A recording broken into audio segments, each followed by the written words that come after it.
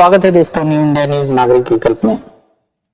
आज किसान आंदोलन में अनेक वादे और अनेक दावों के बावजूद किसान सरकार की किसी भी बात को मानने को तैयार नहीं है।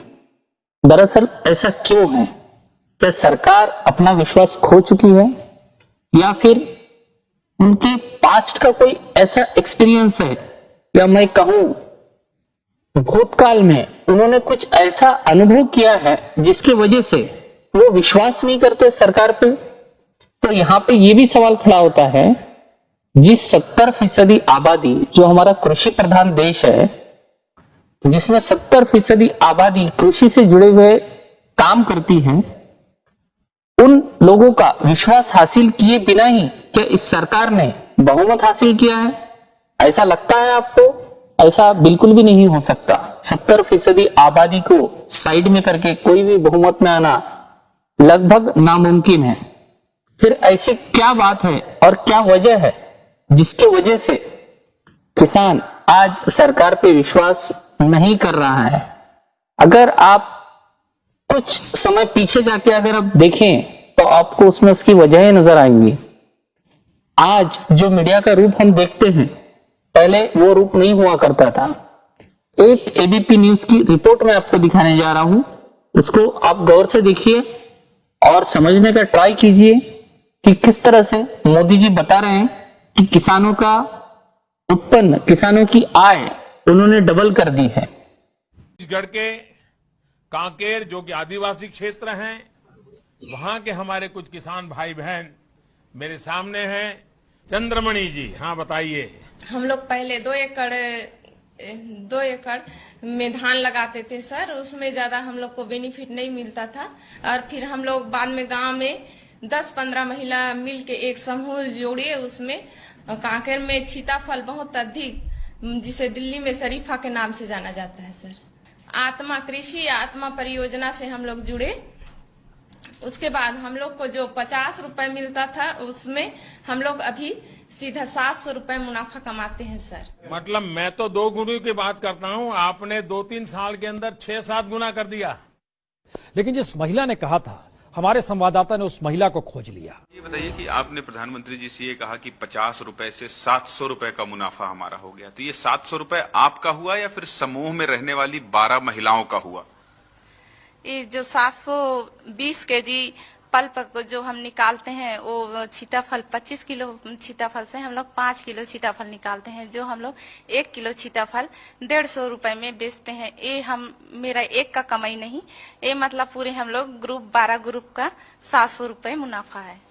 यानी 25 किलो शरीफे से तकरीबन 750 रुपए की कमाई होती है। और एक समूह में 12 महिलाएं होती हैं, तो हर महिला को 62 रुपए मिलते हैं।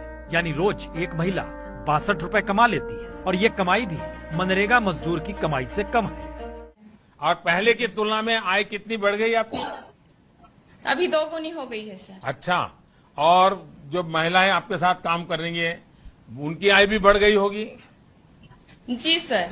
तो आइए जरा इसे भी परख लें, क्योंकि चंद्रमणि जिन 12 महिलाओं के समूह में एक सदस्य है, उस समूह की कई महिलाएं बकायदा कैमरे पर कह रही है कि पल्प के धंधे में उन्होंने अपनी जेब से करीब 7,500 रुपए लगाए, अलबत्ता आज तक पूरे पैसे भी वापस नहीं आए। ऐसी आय नहीं बढ़ी? नो सर, मुनाफा नहीं हुआ है। तो आपको फायदा कितना मिला? जैसे आप 1 साल काम की, 2 साल काम कुछ नहीं मिला है सर। वो हमारा 100 रुपया खुद भरते हैं, वो भी नहीं मिला। 5 साल में। अच्छा, तो फिर जो कहा जा रहा है वो तो हम नहीं जानते सर। हमको तो मुनाफा को कोई पता नहीं है सर। उन लोग बताए भी नहीं है हम लोग को मुनाफा है करके। तो ये जो कहा जा रहा है कि सीताफल से खूब पैसा मिल रहा है, और ये क्या है फिर? हमारे सदस्य को ना कोई मालूम नहीं है, वो चंद्रमणि जाने, वो जाने, हमको कोई फायदा नहीं है। चंद्रमणि जी, आपकी पढ़ाई क्या हुई? 8वीं सर। 8वीं कक्षा थी, और आप इतना जी। बढ़िया बोल लेती है, बीच बीच में अंग्रेजी शब्द भी बोल लेती है। दिल्ली से आए अधिकारियों ने पहले उनसे पूछा कि क्या वो प्रधानमंत्री के सामने बोल पाएंगी।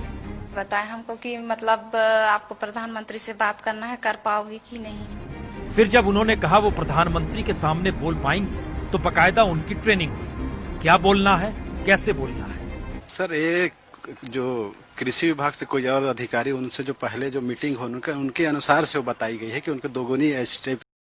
जी हाँ दोस्तों, जैसा कि आपने देखा, इस महिला ने पहले तो कैमरे के सामने बता दिया कि मेरी आय दुगनी हो गई है।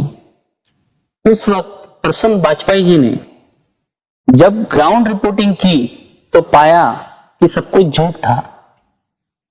अब आप इस चीज को सोचिए कि प्रचार तंत्र किस तरह से काम कर रहा है, किस तरह से प्रचार तंत्र आपके मन में घर कर जाता है। देखने वाले को तो यही लगेगा कि वाकई में उनकी आय डबल हो चुकी है। उस समय प्रसून बाजपेयी जैसे पत्रकार थे जो सच्चाई खोज के निकाल लेते थे। क्या आज आप अर्णव गोस्वामी से ये उम्मीद कर सकते हैं, सुधीर चौधरी से ये उम्मीद कर सकते हैं, या इंडिया टीवी से ये उम्मीद कर सकते हैं, या रजत शर्मा से ये उम्मीद कर सकते हैं? ऐसे कितने लोग हैं जिनसे आप उम्मीद कर सकते हो कि इस तरह का सच खोल के आपके सामने लाके रख सके? आपके पास सिर्फ एक ही नाम सामने आएगा, एनडीटीवी का। उसके अलावा आपको कहीं पे नजर नहीं आएगा कि इस तरह की खोजी पत्रकारिता आज के दौर में आप देख रहे हो।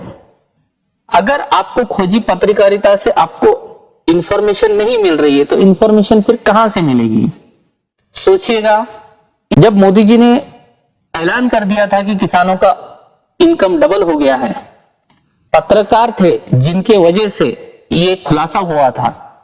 आज अगर वापस से किसानों के मामले में कहा जा रहा है कि उनकी आय दुगनी हो जाएगी, क्या हमारे पास पत्रकार है जो इस तरह से खोज के लाएंगे कि वाकई में आय दुगनी हो रही है या आधी हो रही है? आज वो दौर है जहां पे ना सिर्फ किसान बल्कि कई लोगों की नौकरियां जा चुकी है, कई लोगों की इनकम आधी हो चुकी है। जी हां, कई लोगों की तनख्वाहें आधी हो चुकी है। कितने लोग और कितने मीडिया हाउसेस इस मुद्दे को उठा रहे हैं। देश की आर्थिक व्यवस्था लगातार नीचे गिरती जा रही है, पेट्रोल के दाम और लगातार हर जीवनावश्यक चीजों के दाम बढ़ते जा रहे हैं। क्या है आपका कोई आवाज उठाने वाला इस मुद्दे को लेके? आज के एपिसोड में इतना ही। धन्यवाद दोस्तों।